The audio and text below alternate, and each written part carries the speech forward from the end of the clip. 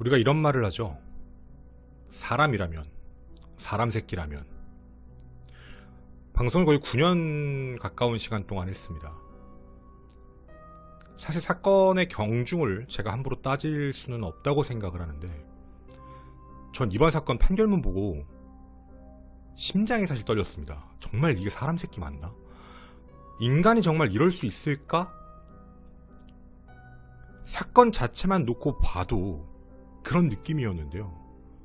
그 이후에 이 범인이 한 행동들을 보면서는요, 더더욱 정말 사람 새끼 맞나? 정말 어떻게 이럴 수 있지? 라는 생각이 먼저 들었어요. 그리고요, 이대로 두면요, 얘 또 나와요. 법은 풀어줄 거고요.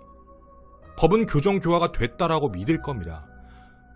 지금으로부터 20년 전에도 교정 안 됐고요. 20년이라는 시간 동안 된 것도 없고요. 또 다른 피해자는 또 발생했습니다. 당시에 아주 너그러운 판결로 판결문을 작성하셨던 분은 당시 부장판사, 현재는 김앤장에 계시더라고요. 그분께도 정말 궁금했습니다. 이거 올바른 판결 맞냐고요. 조금이라도 바꿔보려고 노력은 하셨냐고요. 오늘 여러분과 그 이야기 시작해보도록 하겠습니다. 어느 날 집에 갑작스럽게 편지 한 통이 도착했다고 합니다. 이 편지 내용 읽어보겠습니다. 그동안 안녕하셨습니까? 머지않은 출소일과 현재 진행 중인 전자발찌 재판 선고기일을 기다리며 지내고 있습니다. 전자발찌 재판을 겪으면서 무엇보다도 생각나는 건 아버님을 비롯한 여러분과 피해자의 넋일 것입니다. 하루하루 그날의 처참한 광경을 되기억하며 진심이 더하여 재판장님께 반성의 글을 보내고 있습니다. 저는 현재 이슈인 조두순의 출소에 동정을 느끼고 마음을 더 다독이고 지냅니다. 전자발찌를 달 순간에는 여러 편견에 맞서 살 예정입니다. 저는 매번 반성문을 장문할 때마다 재판장님께 선처를 구합니다. 저 또한 과소한 형벌이었지만 출소 후에 할 우선적인 목표를 달성하려면 가장 큰 시련이기 때문에 달성할 수 있도록 도움을 갈구하는 반성문을 씁니다. 예전에 아버님께서 해주셨듯 출소 전까지도 반성하며 지내고 출소하면 늘 속죄라는 마음으로 사회생활을 하면서 제가 짊어진 의무를 성실함에 다할 것입니다. 아무리 큰 금액이고 감당하기 힘들다 하더라도 해내겠다는 마음가짐이 있기 때문에 저는 꼭 성취할 것입니다. 부디 제가 잘 이겨내고 노력할 수 있도록 지켜봐 주시길 바랍니다. 읽어주셨길 소망하며 이만 각설합니다. 한 가지 부탁드릴 게 있다면 나중에 저 출소 전에 아버님의 연락처를 주시기 바라겠습니다. 하루하루 연락하고 기대에 어긋나지 않는 모습 전하겠습니다. 언제나 저의 진심이 전해지길. 20년 9월 14일 울림. 이 편지는 20년 전 살인마가 피해자의 아버지에게 보낸 출소 전의 편지입니다. 눈에 넣어도 아프지 않을 11살 아들, 그 아들을 끔찍하게 살해한 범인이 보낸 편지. 여러분이라면 이 편지를 받고 무슨 생각이 드실까요? 첫째, 우리 집 주소 어떻게 알았지? 둘째, 얘는 왜 이런 말을 하지? 이게 도대체 무슨 이야기지? 이 말을 정리해보면 이런 느낌입니다. 하나, 전자발찌 재판 중에 보낸 편지, 조두순 얘기를 언급하고 있죠. 예. 이 범죄자가 범행을 저질렀을 당시에는 전자발찌 재판이 포함이 안 돼 있었기 때문에 출소를 앞두고 소급 적용 대상자였던 겁니다. 해서 전자발찌 재판을 받는 도중에 이 편지를 보내고 있는 것이죠. 당시를 반성하고 이야기한다 라고 말하며 진심이다. 재판장에게 계속 반성의 글을 쓰고 있다. 출소 후에도 자신의 목표, 피해 보상을 위해 노력을 할 건데 가장 큰 시련은 전자발찌예요. 얘 이러고 있는 겁니다. 그거 좀 도와달라고요. 자기 반성하고 있으니까 전자발찌 좀 안 차게 해주세요. 이 말입니다. 물론 그는 전자발찌를 차게 됐죠. 두 번째는요, 조두순 이슈로 마음을 더 다독이고 있다. 편견에 맞서 살겠다. 늘 속죄하는 마음으로 살겠다. 기대에 어긋나지 않는 모습을 전하겠다. 진심이 전해지길 바란다라고 말을 했습니다. 그렇게 지금으로부터 20년 전 범죄자는 2020년 11월 출소했습니다. 전자발찌를 차고요. 그리고 지금 현재인 2025년 어디 있을까요? 지금 재판을 앞두고 있습니다. 구속 상태로요. 왜요? 또다시 범행을 저질렀기 때문입니다. 이 편지가 얼마나 가식적이고 더러운 내용들로 가득 차 있는지 우리 모두는 알게 됐습니다. 조두순, 김근식, 우리 모두 분노했습니다. 저희 방송에서도 언급했던 조두순들, 그 중에 박병화, 이런 많은 연쇄 범죄자들이 있었죠. 끝나지 않았습니다. 조두순이 출소할 당시에 법무부는 이런 결정을 내립니다. 1:1 밀착 관리를 하겠다. 저는 그때 그렇게 표현했죠. 조두순 이외의 애들은요, 김근식 이외의 애들은요, 다 밀착 관리할 건가요? 우리의 기억 속에서 잊혀져 있던 악인들은 계속해서 나옵니다. 그리고 이들은 아무렇지 않게 끔찍한 범행을 저지릅니다. 오늘 여러분에게 이 사건의 전말을 처음으로 전해드리도록 하겠습니다. 서모씨, 나는 당신의 이름을 말할 수 없습니다. 인권이 때문이죠. 법의 문제입니다. 하지만 정말 많은 네티즌 분들께서 당신의 이름을 끝까지 찾아내리라 믿어 의심치 않습니다. 당신의 흔적은 생각보다 인터넷에 많이 남아있기 때문이죠. 1989년생인 서모씨, 자신의 신원이 노출되는 걸 극도로 두려워했던 자, 그리고 전자발찌 부착만 나와서 다행이라고 생각했던 자, 우린 잊지 않을 겁니다. 네, 안녕하세요. 김원입니다. 이 사건은 지금으로부터 20년 전 피해자의 친누나분께서 제보를 주셨습니다. 당시에서는요, 사회 어디에서도 큰 관심을 갖지 않았습니다. 이유가 있었는데요. 고등학교 1학년생이었던 당시 범인 서씨가 11살 초등학생 남자아이에게 한 끔찍한 행동에 대해서 많이 쉬쉬했기 때문입니다. 남자가 남자한테? 이런 편견이었죠. 그리고 그건 2025년 현재까지도 이어져 오고 있습니다. 오늘 우리는 다시 한번 이게 얼마나 끔찍하고 잔혹한 사건이었는지 살펴보고, 그리고 현재 재판을 받고 있는 서씨에 대해서 많은 제보를 기다리고 있습니다. 마지막에도 한 번 더 언급을 할 텐데요. 자신이 피해자임에도 불구하고 창피해서 쪽팔려서 어디에 말하기 그래서 꾹꾹 참고 있는 그 5년 사이의 시간 동안 2020년 11월부터 2025년 7월 사이까지 난 이 사람에게 당한 적이 있다. 언제든 연락 주십시오. 저와 그리고 무료로 법률사무소 빈센트의 남원호 변호사님께서 전액 무료로 100% 끝까지 수임을 해주시겠다라고 확답을 주셨습니다. 그 인원이 몇 명이 됐든 전부 다입니다. 편하게 연락 주시길 부탁드립니다. 저희는 우선 잊혀졌던 그 사건에 대한 이야기부터 시작해보도록 하겠습니다. 때는 2005년입니다. 2005년 11월, 그 추운 날, 차디찬 겨울바람이 불던 날, 제보자의 동생은 사망했습니다. 부모님의 눈에 넣어도 아프지 않았을 아들, 사랑하는 동생이었죠. 동생은 11살의 나이로 그 시간이 멈춰 있습니다. 아버지는요, 피해자의 친누나 딸에게 판결문을 보여주시지 않았습니다. 딸이 30살이 되어서야 판결문을 보여주셨습니다.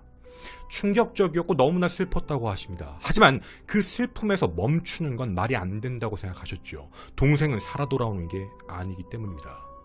사건이 발생한 곳은 충청북도 증평군입니다. 당시 증평은요, 굉장히 작은 시골 마을이었습니다. 뭐 이런 표현들 있죠. 그 집 숟가락이 몇 개인지 다 안다라고 표현할 만큼. 실제로요, 이 가해자 서모군과도요, 한 달이 건너면 알 수 있는 사이기도 했습니다.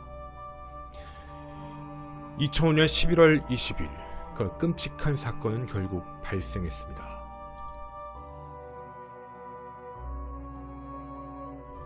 (2005년 11월) 저녁 7시 45분경이었습니다. 피해 아이는요, 한 체육관을 다니고 있었습니다. 태권도 학원이었죠. 그리고 그곳에 서군도 다니고 있었습니다. 당시 고1이었던 서 씨는요, 같은 체육관을 다니게 되면서 알게 된 피해자를 보고 자신이 집에 데려다 주겠다라고 얘기하며 뒤에 태우고 아파트까지 함께 가게 됩니다. 그런데 그 순간 혼자 이상한 생각을 합니다. 판결문에는 욕정이라는 표현이 들어가 있더라고요. 한 바퀴만 더 돌고 들어가자 라고 유인을 해 같은 곳에 있는 컨테이너 박스, 사람이 없는 공간 쪽으로 피해자를 유인합니다. 그리고 저녁 8시경 낙엽이 있는 곳에 피해자를 눕히고 끔찍한 짓을 하기 시작합니다. 당연히 피해자는 저항하겠죠. 그 저항을 무마시키기 위해, 자, 여기 첫 번째 이해가 안 가는 부분 중에 하나입니다. 이게 고등학교 1학년생이었거든요. 평상시 가방에 들고 다니던 흉기를 꺼냅니다. 칼이요. 제가 지금 말하는 게 거짓이 아닙니다. 판결문에도 그대로 있는 내용입니다. 12cm짜리 칼을 들고요, 조용히 해, 움직이지 마 라고 얘기합니다. 그리고 피해자의 옷을 벗기고 끔찍한 짓을 하려고 하죠. 당연히 피해자는 저항을 합니다. 그때 칼을 들이대면서요, 가슴을 슥슥 긋습니다. 안 그러면 찔러 죽인다고요. 가만히 있으라고요. 자, 고등학교 1학년생입니다. 고등학교 1학년 남자애가 지금 이런 짓을 하고 있는 겁니다. 흉기를 들고 다니면서요. 피해자는 더 격렬하게 저항합니다. 소리를 질렀던 거죠. 그런데요, 거기에 대해서요, 주변에 누군가가 들을 수 있다라고 생각이 들었던 서 씨는요, 피해자를 살해하기로 마음을 먹습니다. 제가 지금까지 방송을 하면서 많은, 어떻게 보면 판결문도 봤고 내용들도 많이 봤는데요, 저 이런 판결을 처음 봤습니다. 이 내용을요. 영화나 드라마 뭐 이런 데서 본 적도 없습니다. 어떻게 이런 생각을 하지 싶은 느낌이었거든요. 여기에도 적혀있죠. 피해자의 점퍼, 추운 겨울날이었으니까요, 자기가 벗겨놨던 피해자의 점퍼를 피해자 배 위에 올려놓습니다. 그리고 흉기로 공격합니다. 이유는요, 혈액 안 튀려고요. 우발적이고요, 누구한테 소리를 지를까봐 무서워서 걱정돼서 그냥 갑자기 공격을 했다, 이 포인트가 아닌 겁니다. 그냥 너무나도 침착하고요, 너무나도 말도 안 되는 방식으로요, 피해자의 옷을 배에 덮고 배에다가 그런 끔찍한 짓을 했죠. 하지만 피해자가 사망하지 않았습니다. 그러자 몸 위로 올라타 목을 조르고 주먹으로 여러 차례 구타를 합니다.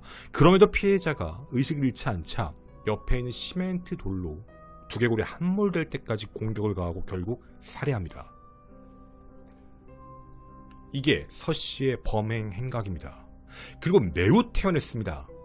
범행 도구를 멀리 던지고요, 옆에 있는 긴 나무판을 시신 위에 올려놓습니다.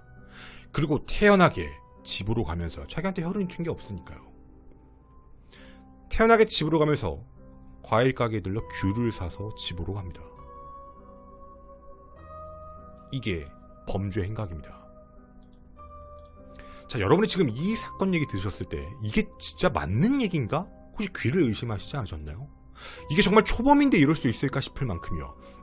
아니나 다를까요, 이 사건이 있기 전에요, 얘 범행 더 있었습니다. 2005년 1월경 똑같은 일을 또 저질렀습니다. 당시에는 10살짜리 남자아이에게요. 흉기를 쓰진 않았습니다. 그런 강제추행, 끔찍한 짓을 저지르고 아이가 그대로 갔던 거죠.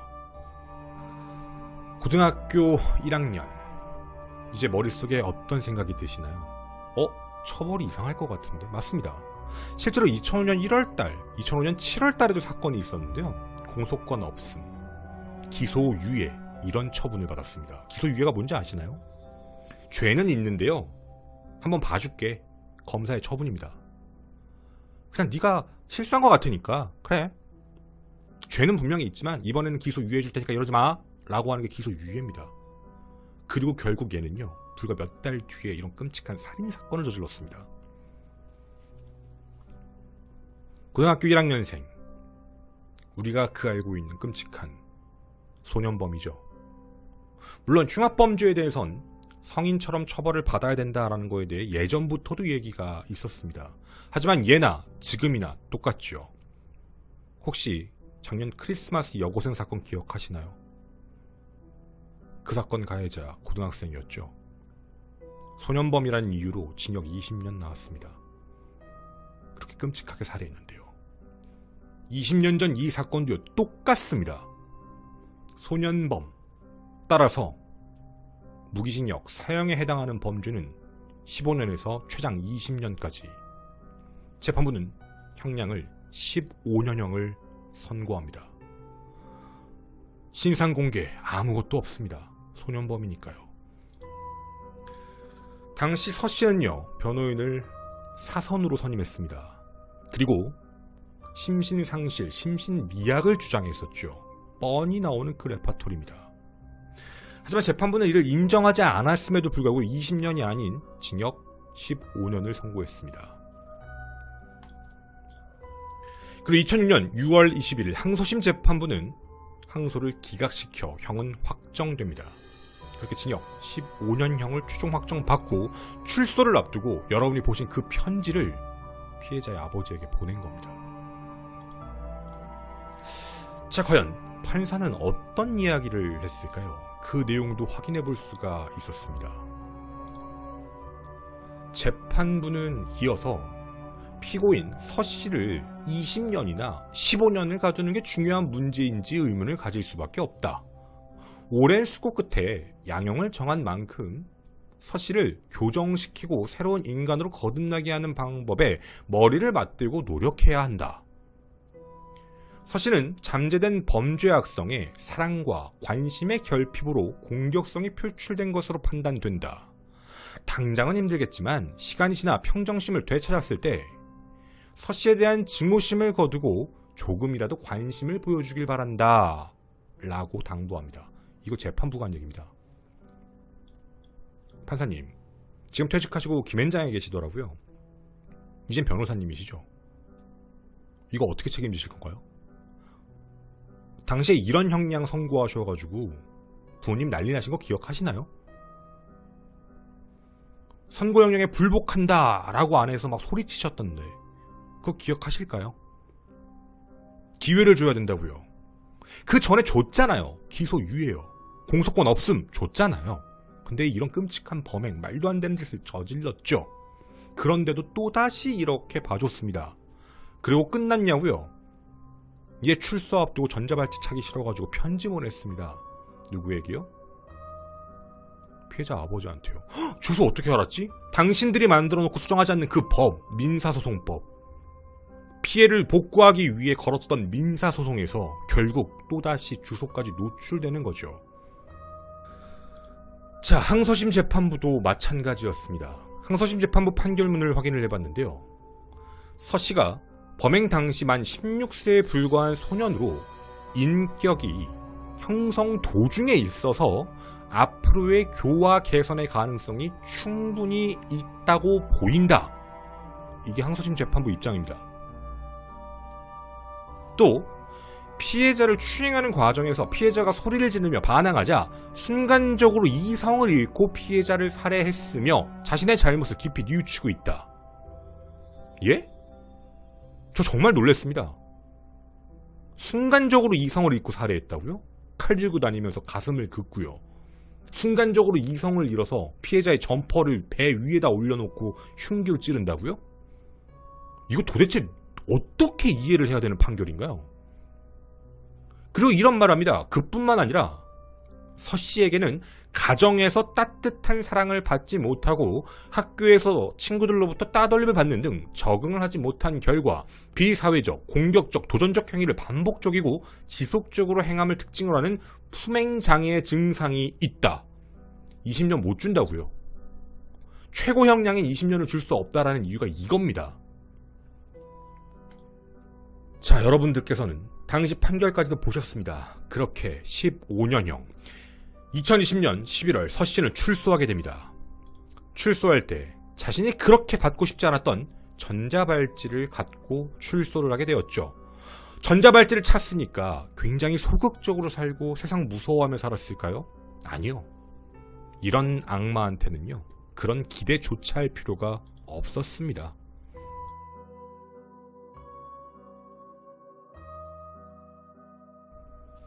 현재 이 사건은 재판 진행 중입니다. 구속 상태이고요. 1차 공판은 9월 18일 오전 10시입니다. 죄명은 강제추행 상해, 강제추행, 강요죄 이렇게 잡혀 있습니다. 그리고 지금도 계속적으로 피해자가 나타나고 있는 상태입니다. 이번 사건도요. 2005년 사건과 똑같습니다. 피해자 동성입니다. 서 씨는 출소하고 난 이후에 인력사무소 일을 했던 것으로 확인이 됩니다. 대전 지역에서였죠. 인력사무소 일을 하면서 피해자를 알게 됩니다. 자기가 상관이고 위쪽에 있는 사람이다 보니 강압적이고 밑에 있는 사람을 마음대로 관리할 수 있는 그런 상태였었죠. 올해 5월 3일에 처음에 같이 일을 하게 됐습니다. 그날부터 시작이었습니다. 몸을 이상하게 만지기 시작하죠. 처음엔 그냥 뭐지? 내가 착각하는 건가? 라고 생각할 수도 있죠. 하지만 점차적으로 행동은 심해집니다. 실수겠지, 아니겠지가 점차 확신으로 바뀌어가는 그 순간 6월 15일이었습니다. 서 씨가요, 이런 말을 합니다. 나 고등학교 1학년 때 여자애한테 그 끔찍한 짓 하려고 하다가 걔가 저항하길래 돌로 찔러 죽였거든? 나 그것 때문에 15년 갔다 왔어. 너 내 말 안 들으면 너도 똑같이 돼. 죽여. 나 눈 돌아가면 죽여. 자신의 전자발찌를 보여주면서 피해자를 위협합니다. 그렇게 차기 싫다라고 얘기했던 전자발찌, 이제 뭐가 됐죠? 자신의 무기가 된 겁니다. 위협이요. 자긴 진짜 그럴 수도 있다. 피해자는 더 이상 만날 생각이 없었습니다. 하지만 문제가 생겼습니다. 이거 일이죠. 그로부터 얼마가 지났을 때 일입니다.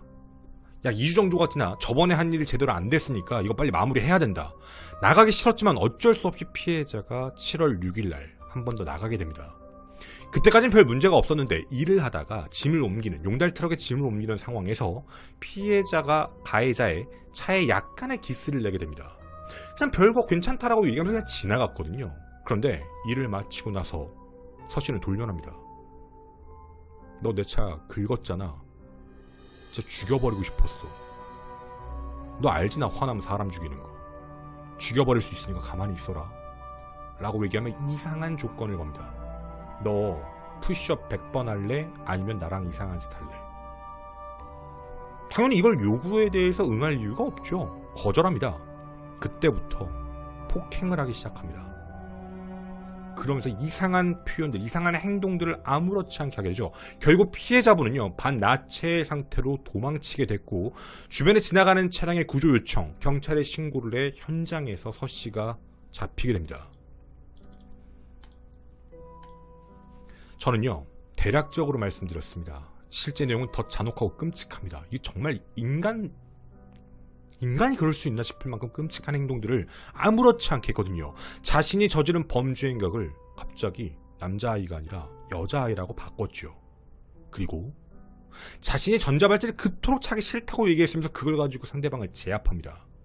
2025년 7월 달에 있었던 일이죠. 용달 일을 해왔죠. 그 전에 얼마만큼의 피해자가 있었을까요? 피해자들은 말을 못합니다. 쪽팔려서요. 창피해서요. 사회에서 손가락질해서요. 남자한테 당했다고 하니까.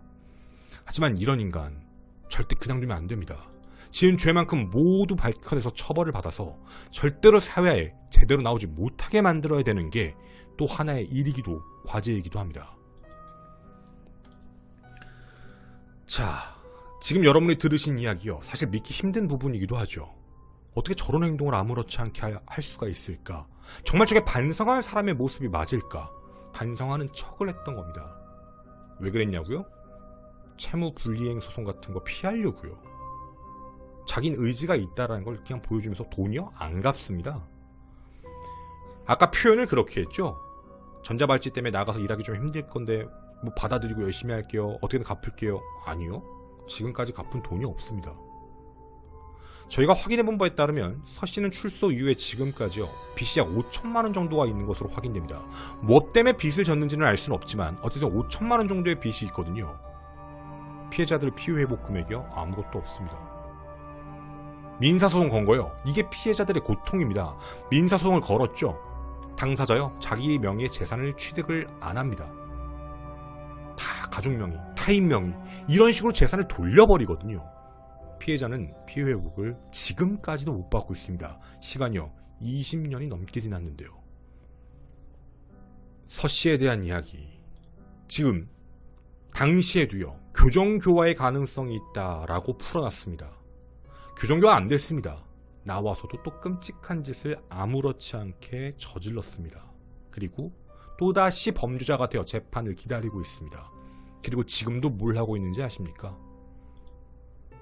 오늘 날짜 기준 반성문을 7번을 제출했습니다. 또 하고 있죠. 판사만 속이면 되거든요. 판사만 농락하면 되거든요. 반성하는 척하면 되거든요. 그럼 예전처럼 적게 나오니까, 자기 풀려날 수 있으니까, 얘 그냥 아는 겁니다. 늘 그래 왔던 대로 경험치인 거죠. 그냥 그 생각대로 하고 있는 겁니다. 이 사건을 어떻게 알게 됐을까요? 2025년 7월 달에 피해를 입었던, 그 신고를 했던 피해자는요, 문득 이런 생각이 드셨다고 합니다. 진짠가? 전자발찌는 분명히 있었는데 진짠가? 아, 서 씨였지. 나이는 89년생이었지. 자기가 15년을 살고 나왔다 그랬지. 인터넷에 검색해 보신 겁니다. 그랬더니 나온 겁니다. 여러분에게 처음 말씀드렸던 2005년 11살짜리 남자아이를 끔찍하게 살해했던 그 사건의 범인이 서 씨라는 사실을 알게 된 거죠. 놀라실 수밖에 없었던 겁니다. 그래서 그 피해자분에게도 연락이 간 겁니다. 얘가 세상에 나와서 또 다른 범죄를 저질렀는데 내가 피해자인데 찾아보니까 얘 15년 전에 저질렀던 애더라. 연락이 갔죠. 그래서 15년 전, 20년 전 피해자들도 알게 된 겁니다. 얘 또 저질렀구나. 현재 대한민국은 바뀐 게 있을까요? 아니요, 바뀐 거 없습니다. 사천 사건 기억하시나요? 크리스마스 여고생 사건. 여러분들의 도움으로요, 소년법과 관련해 강력범죄에 대해서는 성인과 똑같은 처벌을 해달라라는 청원 6만 명을 돌파해 법사위에 들어갔습니다. 법사위에서 답변이 왔습니다. 내년 5월까지 유예시켰습니다. 법사위 바뀌면요, 폐기입니다. 그냥 미룬 겁니다. 안 해줘요. 저도 너무 이해가 안 갑니다. 밀어버렸습니다. 그게 답변입니다. 이렇게 20년 전에도요, 20년 후에도요, 바뀐 건 아무것도 없습니다. 그리고 이런 흉악범죄자는 또다시 사회에 나와서 끔찍한 피해자를 발생시켰죠. 그리고 그 누구도 책임지지 않습니다. 자신들은 그냥 김앤장 변호사가 되고, 더 높은 판사가 되고, 부장판사로 진급하고 아무렇지 않게 살고 있거든요. 유가족분들은 지금도 힘드십니다. 저희에게 제보를 했던 피해자의 누나분은 불안장애를 겪으며 학창시절을 보내셨고, 성인이 된 현재에도 주기적으로 정신과 상담을 받고 계십니다. 서씨가 출소한 이후에는 더 안 좋아졌죠. 편지까지 보냈으니까요. 밖을 나가기도 무섭습니다. 집 주소를 알죠. 이사를 갔고요. 집안, 집 밖에 전부 CCTV를 설치하고 살고 계십니다. 왜 피해자가 고통받아야 되는 세상인가요? 이게 정말 정상적인 사회인 건가요? 누군가는 잊으라고 할 수 있을 거다라고 그 누나분께서 제게 그러셨습니다. 누나분의 이야기입니다. 하지만 피해자인 제 동생은 가해자를 잊을 수도 용서할 수도 없는 먼 곳으로 떠났습니다. 용서는 제 동생만이 할 수 있는 일이기에 남겨진 가족들은 잊을 수도 용서할 수도 없다라는 입장이십니다. 서씨가 이대로 두면요, 추행죄에 대한 형량만 받겠죠. 법은 관대합니다. 이전에 했던 건 이미 죄의 처분을 다 받고 나왔으니까요. 똑같은 방식으로 범죄를 저질렀지만 다 받고 나왔으니까 새로 처벌. 형량이요, 높게도 나오지 않을 겁니다. 만약 짧은 형량이 나오면 어떻게 될까요? 아마도 40대 초반의 나이? 또다시 사회에 나올 겁니다. 그리고 사람들을 공격하겠죠. 어떤 것도 고쳐진 건 없습니다. 지금으로부터 20년 전부터 지금까지도 말이죠. 서씨는 출소해서요, 자신의 글에 댓글을 달았습니다. 죽여봐라. 어디 자신 있는지 해보자. 결코 무시할 수 없는 나의 가장 큰 죄였다. 그 죄의 무게를 짊어지고 살아가는 지금 나에겐 그 댓글 때문에 보상하고자 하는 일조차도 다 힘들다. 날 지워주길 바란다. 뭐 이런 말만 쓰고 있습니다. 그리고 이런 글 쓴 거 고소하겠다. 뭐 이런 말만 쓰고 있죠. 자신의 채널에 대해서 나오는 걸 극도로 꺼리고 있습니다. 하지만 그걸 무기 삼아 또다시 범행을 저질렀습니다. 2020년 11월부터 2025년 7월 사이 이 서씨에 대해서 알고 계신 분들의 제보를 기다리고 있습니다. 서씨는요, RC카의 취미를 갖고 있습니다. 동호회에서 약 2군데에서 활동한 것으로 확인이 되고요. 대전 지역에서 거주한 것으로 확인됩니다. 인력사무소, 용달일 같은 걸 했고요. 1톤 트럭을 몰고 다녔습니다. 그 이전에는 말리부 차량을 끌다가 판매한 것으로 알고 있고요. 이 남성에 대해서 알고 계신 분들, 혹시 피해를 입으신 분들에 대한 제보를 기다립니다. 어떤 피해든 어떤 기억이든 저희에게 제보를 부탁드립니다. 제보자의 시는 철저하게 비밀에 붙일 것을 약속드리며 피해를 입으신 분들 고소부터 고발 모든 진행에 대한 부분은 법률사무소 빈센트의 남원호 변호사님께서 모두 무료로 진행하신다고 약속하셨습니다. 저희 김원TV 네이버닷컴으로 편하게 연락 주시는 걸 부탁드립니다. 창피해서, 부끄러워서, 남자한테 당해서 이런 부분으로만 생각지 말아주셨으면 좋겠습니다. 이런 범죄자 그냥 내비두면 또다시 나와 또 끔찍한 짓을 아무렇지 않게 저지를 겁니다. 많은 제보 부탁드립니다. 그럴 끝으로 이 이야기를 좀 하고 싶습니다. 몇 년이 지나 이 영상을 보게 될 서씨한테 하고 싶은 이야기입니다. 생각보다 인터넷에 많은 흔적들이 있기 때문에 본인에 대한 신상이 공개됐다라고 생각할 수도 있을지 모르겠습니다. 하지만 본인이 저지른 범죄에 대해서 다시 한번 생각하길 진심으로 바랍니다. 사실 참여하고 반성하고 교화될 거라는 기대 절대 없습니다. 저 솔직히 안 합니다. 헌데 이런 핑계는 대지 마십시오. 사회에 대한 불만, 세상이 나를 그냥 살게 안 뒀다, 이런 개소리 나지 마십시오. 당신이 직접 2020년에 출소 전 편지로요, 똑바로 살겠다라고 편지를 써놓고 그것도 피해자의 아버지에게 보내놔 놓고 그걸 무기 삼아 또다시 범행을 저질렀습니다. 당신은 사회를 탓할 이유도 없고 세상을 욕할 자격도 없습니다. 그냥 당신은 더러운 성범죄자 쓰레기 새끼일 뿐입니다.